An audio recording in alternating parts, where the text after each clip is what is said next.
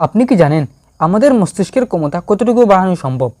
আজকের ভিডিওতে আমরা জানব কীভাবে প্রতিদিন ছোটো ছোটো অভ্যাস মেনে মস্তিষ্ককে তরতাজা ও শক্তিশালী রাখা যায়।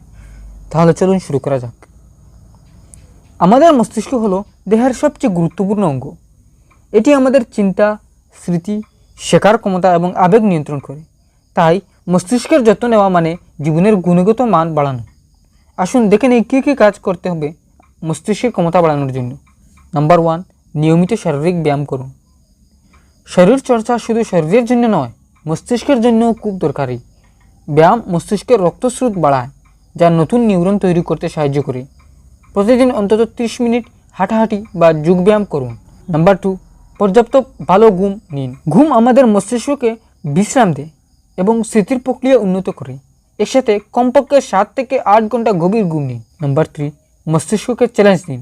নতুন কিছু শেখা, পাজল খেলা, ক্রসওয়ার্ড, নতুন ভাষা শেখা বা যে কোনো নতুন কাজ করার চেষ্টা করুন। এগুলো মস্তিষ্কের নিউরাল নেটওয়ার্ক মজবুত রাখে। নাম্বার 4, স্বাস্থ্যকর খাদ্যাভ্যাস বজায় রাখুন। ওমেগা 3 ফ্যাটি অ্যাসিড সমৃদ্ধ মাছ, বাদাম, সবুজ শাকসবজি এবং অ্যান্টিঅক্সিডেন্ট সমৃদ্ধ ফলমূল মস্তিষ্কের জন্য উপকারী। চিনি ও অতিরিক্ত প্রসেসড খাবার এড়িয়ে চলুন। নাম্বার 5, ধ্যান এবং মাইন্ডফুলনেস। প্রতিদিন 10 থেকে 15 মিনিট ধ্যান করুন।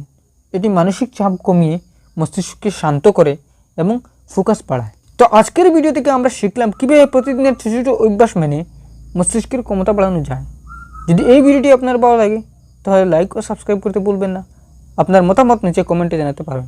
ধন্যবাদ।